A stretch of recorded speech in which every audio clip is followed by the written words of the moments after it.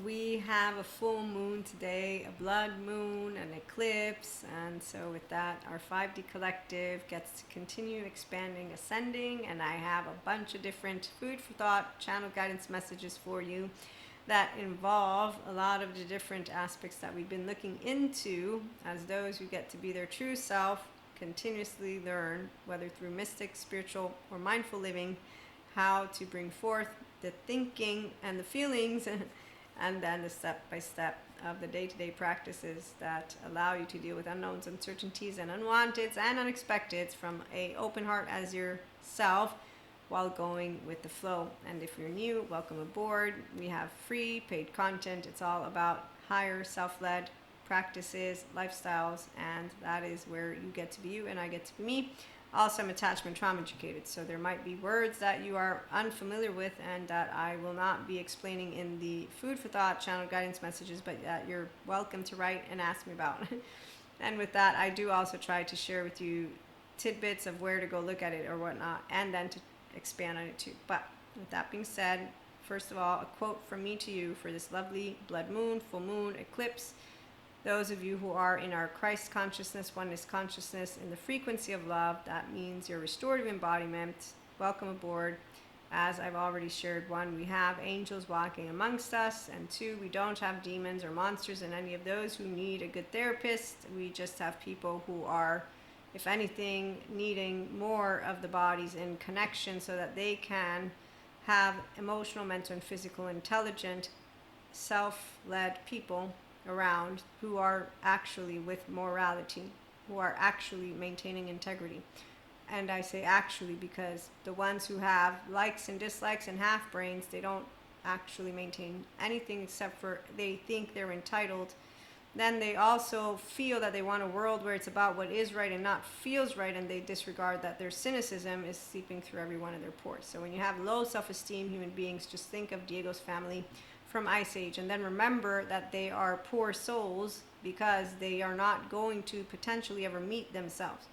We don't do anything for those who need patritanterial. They need therapy, not us. And if they don't break the law, they haven't touched us. So for the part of how people want to deal with emotionally immature people, the emotionally mature ones, we deal with them in the way that we would deal with a 0 to 8-year-old child, and we don't try to make them get a green or a red pass. We just understand that they're not a grown-up version of themselves and that they don't have to be, because we can recalibrate and reiterate our healthy, self-empowered, functional child-adult boundaries, which really it's not boundaries. So we don't do the conditions. In fact, it's more of, like Sadhguru points out, to be able to shower affection on everyone without needing affection or attention yourself. That is freedom. Does it mean that it's beautiful to meet the ones who are suffering life? I mean, really, they don't have to. So it's none of our business to put in my thought of how they could be in their ventral vagal state. You see what I'm saying? So let's not use our thought for those who don't want to navigate the body connected, and those who are having a hard time, they're working with people who are going to get them to be able to, whenever the time is for them, be managing, then mastering and dissolving also consistently that which is their emotions. And so their physiological state becomes completely imbued with being able to talk about their emotions themselves, and that's why restored embodiment is really fun. And so as humans, we are magic, walking angels who love and fear life in balance of harmonious frequencies. Our nervous systems get to give off that lovely frequency. And so with that, we expand our consciousness and restored embodiment with the spiritual and the personal growth mindset practices and lifestyle choices. Alongside our open, expanding, ascending 9th and 8th chakras, we are at this time getting to know our empowered expression of the feminine. She knows the way to our hearts, and the empowered expression of our masculines. He knows the way to our mind, and together they bring forth the creation of life within us, and then we get to share ourselves with others. And so with your empowered feminine masculine united, you get to bring about your heart and your brain, mind, and your body self-harmony in this restored embodiment, which are key to longevity, success, enlightenment, happiness, and fulfillment, for a lot of reasons that I might get to after.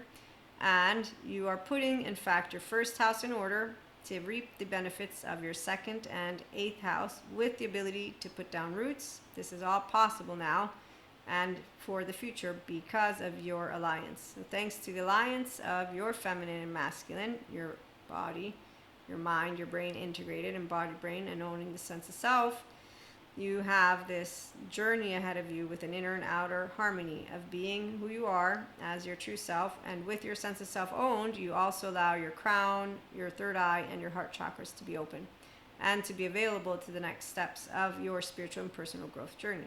So it's a very exciting time right now. You have chosen to use your functional and child adult love language, and therefore that's with yourself, the communication of inner growth.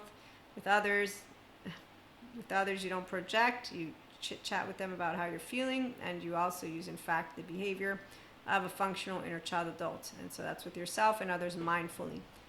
You maintain accountability of thoughts and emotions and responsibility of self-regulation, anchoring in ventral energy. So you are very pleased to be able to notice the difference between when you're getting a charge, you're mastering it, and dissolving it. So you consistently grow more blissed out. And then you allow, in fact, the best of yourself to come forth because you're using the prefrontal cortex and your body in connection. And so that means in your social engagement system, the ease, the eustress. You are expanded by moments of darkness. So moments of unknown, moments of unexpected, moments of unwanted, moments of uncertainty. While yes, emotions arise, you are expanded because you're not dysregulated. Because you're a self-agent with the secure attachment, with the integrated brain, with the restored embodiment, you will be able to say, oh, look, I'm having emotions come up because I'm dealing with something.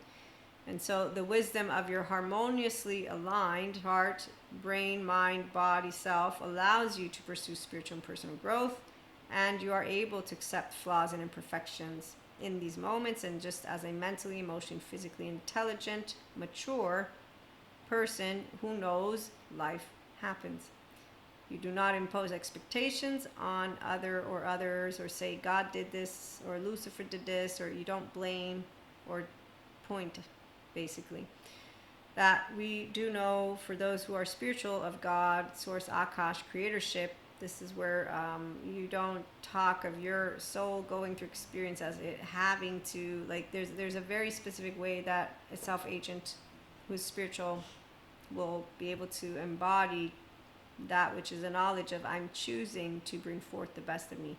And I feel that I am aligned with my soul. And so soul is love. Pure love is basically that which is neutral, because that which is neutral is absence of positive or negative charge, and I'm able to therefore contemplate it with my human secondary consciousness from an open heart, an open gut, with the clarity of knowing that I have likes and dislikes, that I have implicit, explicit biases, that I have implicit, explicit memories, that I have things that are part of my journey, my human elements. Okay, so your spiritual, human, and spirituality elements, and then the subject matters that explain all of this stuff to us. Okay, you get to keep bringing forth your name. I'm trying to make sure, in case you're new, you don't know my verbiage and things that I use. So remember, it's Maria's dictionary. I don't know if they're accurate according to dictionaries. So with that being said, you do not expect others, those especially who lack self-awareness and who are immature, to deeply connect with you or to share raw emotions with you. You don't expect to get to know them for sure, because they're not genuine, they're not authentic. They're afraid to feel, they're afraid to love, and they are in fact afraid to be their true self and to have their true self seen, so you won't really know them. But as Sadhguru again shares, I read to you the quote already, to be able to shower affection on everyone without needing affection or attention yourself, that is freedom. And as Jesus shares, forgive them for they do not know, and blessed are those who believe without seeing and turn the other cheek. So our 5D collective, we overflow in humanity, which is why divinity has to descend.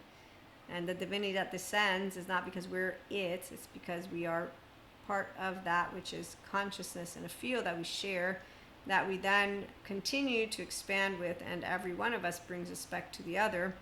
And so we get to live life in a pure state of love. Emotions and thoughts are our own, and with the depths of ourselves, we get to share it, and then with others that want, we get to share the restored embodiment. And so with that kingdom of God within us, as Jesus pointed out, we have this kingdom of God Sadhguru points out we have the seed of enlightenment, and I get to share with you, yes, we have love. We have love that supports each other to fly, love that lifts us up when we're down, and then it soars with us when we're high. It's a love that is always there, and in fact, be you mindful with flaws and integrity, and remember, as Sadhguru points out, it is the ability to bring out the best in others that makes you a leader. So true leaders are the 5D collective who bring together, whether they use the words or not, human, spiritual, and spirituality elements with sciences to not only talk about and explore human evolution, consciousness, and being yourself, but also say, hey, are you done demonizing and dehumanizing human beings who fit, yes, an evil scale, but they all in fact need help. And then there's those who are suffering because of some of them, and their body needs help too, and we're not like, all over the place. So as Pat Ogden points out, a non-traumatized person with a secure attachment has the capacity to regulate independently of relationships. As Dr. Daniel Siegel points out, mindfulness can help to integrate the mind, body, and relationships, which can lead to well-being. And then, as all of them point out, relational is what we need in order for others to know that they can be welcomed and be part of our herd. And then we reiterate that, which is believe in yourself. Don't be your siren. Don't be inner outer critic, but be your lover. Don't do drinking, drugging, fucking in ways that aren't necessary. Be healthy, be wise, be your own medicine wheel, be a body connected, be online with your prefrontal, your gut, get a good gut, and be your own body in connection. So again, the restorative embodiment, allow your alarm to not be overly sensitive and instead to be the right kind of alarm, because we are biology. We're not disconnected from nature. Humans that think that science goes against nature don't know the word biology means, cellular and nature, and so they're simply put in a different world, but we leave it again. I leave it alone for another episode. I wanted to get to some messages for the full moon and to let you know that it's amazing to be here. Be yourself. Let's share love with each other and support each other. And let's remember that we are not needing to reclaim our power. We have our power by knowing magic works through us. We take the lead by being in our prefrontal cortex, by being chameleons, not acting as if. So our ability to be harmonious in all circumstances is because we have self-regulating nervous systems and we know how to differentiate. And so this and that are true. If I'm picking up on a nervous system in you, I'm not going to make it into my thing. I'm going to become Maria in her compassionate state. You stay in whatever you are in. And then I'm going to give with gratitude and grace, and you're going to be here too. And in the prefrontal, I'm in the now, curious, open, accepting, and loving, and I'm going to be loyal to what I love to do, which is social time. So when we're people who are of the 5D collective, we consistently make new friends. We consistently add to, again, our family, our friend group, our stranger group. Then when we don't want to be friends with some people, that is a whole different story that we have. But that's something called people who fear rejection are very much not well when they get to be grown up and somebody doesn't want to be their friend and they haven't gotten to become securely attached. In fact, there's also men who will say on screen in fancy suits that if you look away from them, their confidence will be eroded, and you think your fancy suit makes me think that you're powerful, but your words make me know you're not, and that you didn't own the sense of self to the point of where you know your confidence, but that it's based on my approval, and therefore if I do this, then you would do something stupid. But if I do this, you'll do something stupid. So when you know what the masses are, and the ones who think that they're leading the masses, but then they're part of the masses too, you see Peter Pan with the Lost Boys and Wendy's. That's our 3D, 4D collective. They're not grounded in reality. Usually they don't know that their cherishable beliefs can be falsifiable, and then they don't know how to be authority about it and allow themselves to talk to everybody. They in fact say your brain can fall out of your ass when you think, not really, but I understand that you don't want to go there, so it's okay. And so with that, again, thanks for sticking around and listening to a little bit of me chit-chatting about, again, I get to bring to you, in case you're curious, sciences and spirituality. They reveal the way to you accessing your infinite higher human conscious potential. They reveal the way to you pursuing self-help, self-agency, personal development, your spiritual growth, mental and emotional growth, and your way to wellness and longevity, because a body connected is how you're going to live a long life, and then a mind that's integrated that too. But again, intelligent minds and hearts, we marry spirit and science, yes, with discernment, equanimity, and love and emotional mastery. And God is really great, so he gives his children always angels, and he never gives you more than what you can bear.